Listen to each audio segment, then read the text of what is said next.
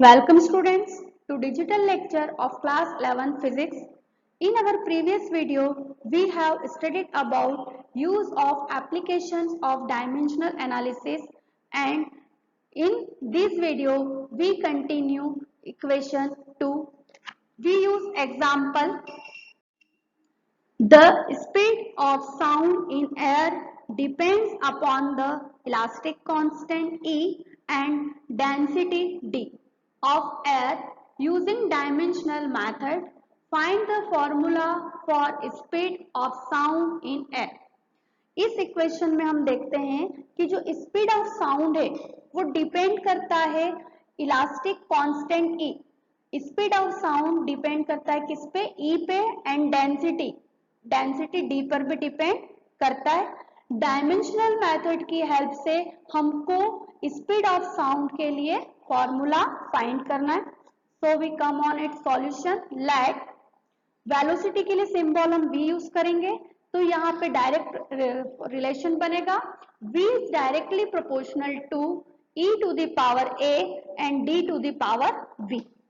जब हम directly proportional का साइन हटाते हैं तो इसके साथ चेंज करके हम क्या लेते हैं? इक्वल के साथ एक कांस्टेंट लेते हैं।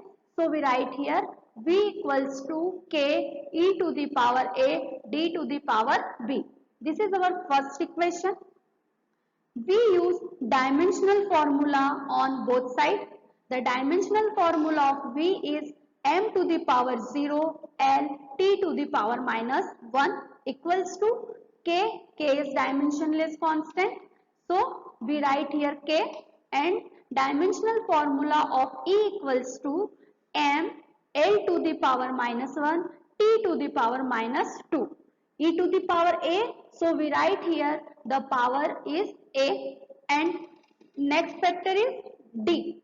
तो dimensional formula of d, density का जो डायमेंशनल फॉर्मूला है वो होता है m L to the power minus 3 and the whole power is b.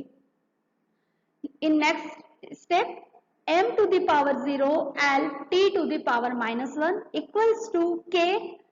अब हम पहले भी देख चुके हैं कि जब ब्रैकेट ओपन होता है तो पावर्स का ब्रैकेट के अंदर भी यूज किया जाता है, और जब बेस सेम होता है तो पावर साइन के अकॉर्डिंग प्लस होती है या माइनस हो जाती है। So we write here m to the power a plus b, l to the power minus a minus 3b and t to the power minus 2a. By applying the principle of homogeneity of dimensions we get, हम यहाँ पे m l t की जो dimensions है उनका comparison करते हैं, then we get a plus b equals to 0. a plus b equals to 0 is the power of m.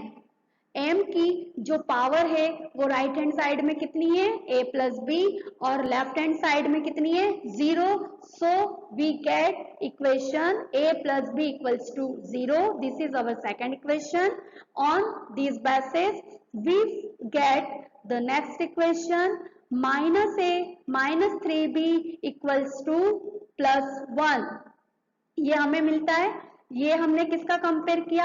L जो फैक्टर है L है उसकी पावर्स का कंपैरिजन करने पे हमको मिलता है minus a minus 3b equals to 1. This is our third equation and last factor t. Then we get the next equation minus 2a equals to minus 1.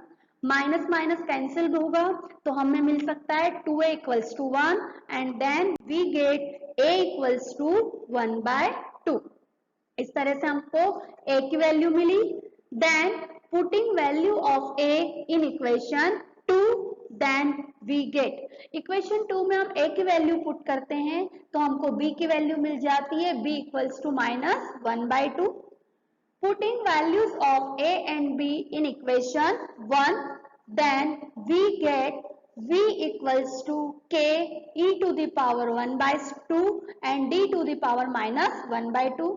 Here we know that power minus 1 by 2 change this place, then it converts into its positive power.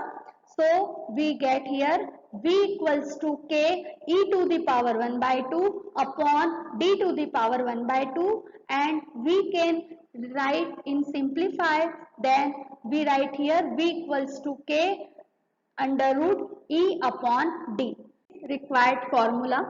Now we come on its third application, conversion of one system of units to another system of units.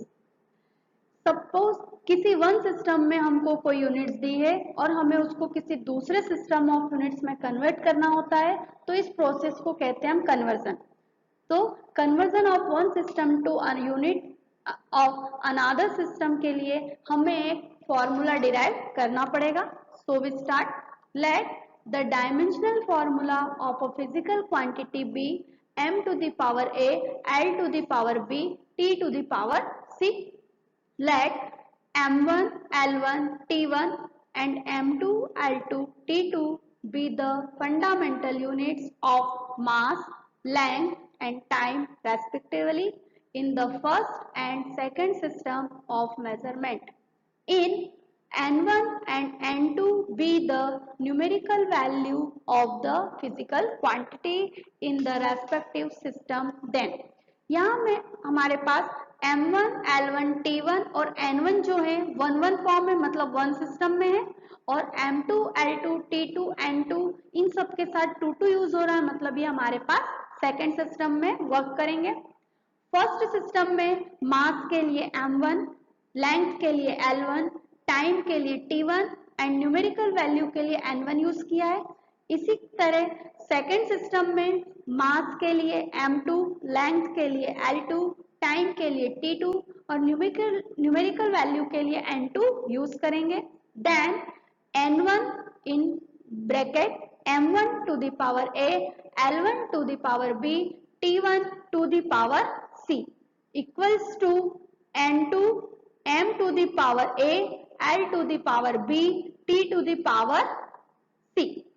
यहाँ पे एक formula और हम use करते हैं q equals to n1u1 equals to n2u2।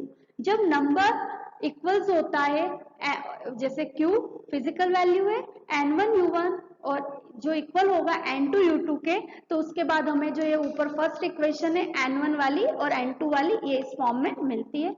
इसे हम change करके इस टाइप से भी लिख सकते हैं n2 equals to n1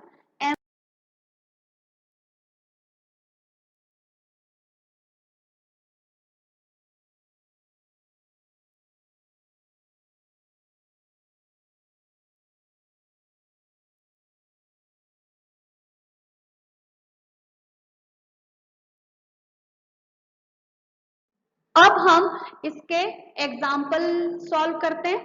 first example, the value of acceleration due to gravity at a place is 9.8 metre per second square. If the unit of length and time are taken to be kilometer and minute, then what will be the value of small g. अब question पहले हम समझ लेते हैं कि हमको question में करना क्या है। क्वेश्चन में हमारे पास एक्सीलरेशन ड्यू टू ग्रेविटी की वैल्यू दे रखी है 9.8 मीटर पर सेकेंड स्क्वायर। क्या है ये? हमारे एसआई यूनिट के फॉर्म में दिया हुआ है, मतलब एसआई सिस्टम में है। अब हमको इसको चेंज करना है कि जो लेंथ है उसको हम किलोमीटर में कन्वर्ट करें और जो टाइम है उसको मिनट में कन्वर्ट करें।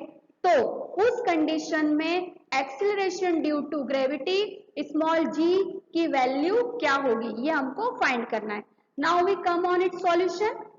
Dimensional formula of small g equals to m to the power 0 l t to the power -2। हम इसके पहले देख चुके हैं कि जो एक्सीलरेशन ड्यू टू ग्रेविटी का वही फॉर्मूला होता है जो एक्सीलरेशन के लिए होता है, मतलब एक्सीलरेशन ड्यू टू ग्रेविटी और एक्सीलरेशन का डायमेंशनल फॉर्मूला सेम होता है।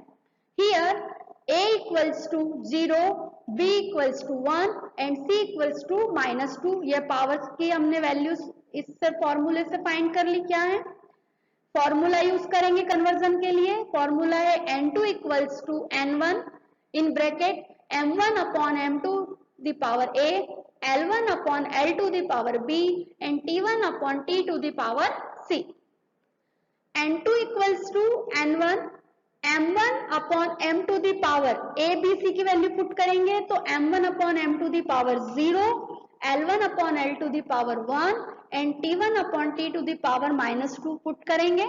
Then we get N1 equals to N2. M1 upon M2 की पावर 0 क्या बनेगा 1.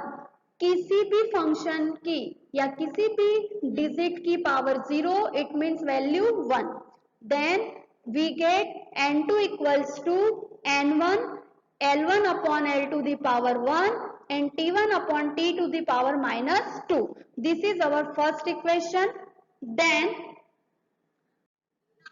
given in equation N1 equals to 9.8, N1 की वैल्यू हमारे पास दी हुई है तो अब हम आगे इससे फाइंड करेंगे L1 upon L2 equals to, पहले हमारे पास क्या है 9.8 metre per second square. Metre is the unit of length, तो फर्स्ट सिस्टम में यूनिट यूज करेंगे मीटर.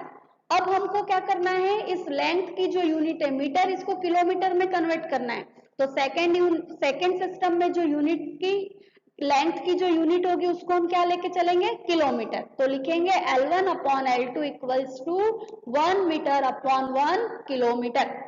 इसको और चेंज करके लिख सकते हैं 1 metre upon 1000 metre. We also know 1 kilometre equals to 1000 metre. Clear है सबको? मीटर से मीटर कैंसिल तो हमको मिलेगा इक्वल्स टू 1 अपॉन 1000. इस तरह से L1 upon L2 equals to हमारे पास वैल्यू है 1 upon 1000. Now we come on T1 upon T2. T1 अगर हम देखें तो फर्स्ट सिस्टम में सेकेंड में है 9.8 metre per second square. Second square it means first system में जो टाइम है वो किस में है, सेकेंड में. क्वेश्चन में हमको क्या दिया है कि जो सेकेंड है, टाइम की यूनिट सेकेंड है, उसको हमको किस में कन्वर्ट करना है, मिनट में. तो सेकेंड सिस्टम में टाइम की यूनिट क्या लेंगे, minute. So we write here T1 upon T2 equals to 1 second upon 1 minute. इसको हम चेंज करके लिख सकते हैं 1 second upon 60 second. We know that 1 minute equals to 60 second. Second से सेकेंड हमारा कैंसिल होगा तो क्या मिलेगा, equals to 1 upon 60. It means we write here T1 upon T2 equals to 1 upon 60. Putting above values in equation 1, then we get N2 equals to, N1 की value put करेंगे 9.8, then L1 upon L2 की value 1 upon 1000 power 1 and T1 upon T2 की power value 1 upon 60 power है इसकी -2. इसको solve करें तो हम लिख सकते हैं 9.8 इंटू 1 अपॉन 1000 इंटू 1 अपॉन 60 की पावर -2, मतलब अपॉन में 60 की पावर -2. जब हम इसका रेसिप्रोकल करेंगे तो ये बन जाएगी 60 की पावर +2, जिसको हम लिख सकते हैं 60 इंटू 60. इसको और सॉल्व करें तो 00 से 00 क्रॉस हो जाएगी. इस तरह से पूरा जब आप इसको मैथमेटिकल सॉल्व कर लेंगे तो हमको लास्ट में रिजल्ट मिलेगा N2 equals to 35.3 kilometre per minute square. इस तरह से हम जो फर्स्ट सिस्टम से हमने इसको चेंज किया सेकेंड सिस्टम में और ये हमारा सॉल्यूशन कंप्लीट होता है. Now we come on next example.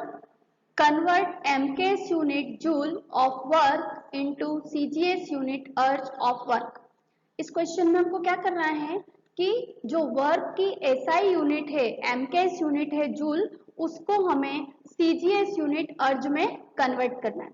एक और बात, क्वेश्चन में जो भी फिजिकल क्वांटिटी दी हुई है उसका हमें डायमेंशनल फॉर्मूला यूज करना होता है. सबसे पहले ये क्वेश्चन में हिंट मिल जाती है. अब यहाँ पे हमारे पास किस क्वांटिटी की बात हो रही है, वर्क की. तो हम क्या करेंगे, वर्क का DF यूज करेंगे.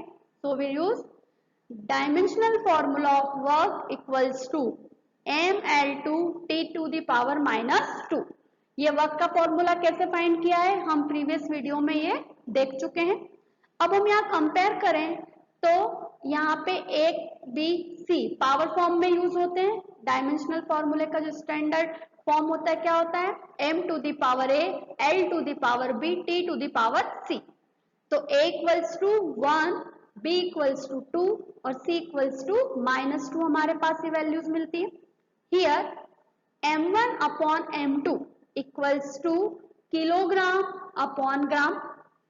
1 kilogram equals to 1000 gram relation होता है, तो हम इसको चेंज करेंगे तो बनेगा 1000 ग्राम अपॉन 1 ग्राम, ग्राम से gram cancel, then m1 upon m2 equals to 1000। Clear. इसी तरह से आगे अब देखते हैं L1 upon L2। L1 upon L2 की अगर हम बात करेंगे तो ये हमारे पास बनेगा 1 metre upon 1 centimetre. 1 metre equals to 100 centimetre. So we write here L1 upon L2 equals to 100 centimeter upon 1 centimeter equals to 100. Then T1 upon T2 equals to 1 second upon 1 second. Second से second cancel. So we write here T1 upon T2 equals to 1 upon 1 and is equals to 1. On putting values in equation, then we get N2 equals to, हमारा formula क्या होता है, सबसे पहले formula लिख लेते हैं। N2 equals to N1 M1 upon M to the power A, L1 upon L to the power B and T1 upon T to the power C. So we write here N2 equals to N1, M1 upon M to the power हमने solve किया, कितना निकला student 1000 और A equals to 1. So we write here 1000 and whole power is 1. L1 upon L to the power B और इसकी जो value, इसको पूरा हमने सॉल्व किया, then we get 100. So we write here 100 and square of this bracket and again T1 upon T2 and T1 upon T2 equals to हमने कितना find किया 1, तो इसको हम लिख सकते हैं 1 और इसका पूरे ब्रैकेट का square. So we write here in this manner N2 equals to N1 1000 की power 1, it means 1000 and we 1000 को हम किस फॉर्म में लिख सकते हैं 1000 equals to 10 to the power 3। So we write here 10 to the power 3 and 100 की power 2, 100 की पावर 2 इट मीन्स हो गया 10 टू द पावर 4। 10,000 होता है, 10,000 को हम लिख सकते हैं 10 to the power 4। So now we get N2 equals to N1 into 10 to the power 7।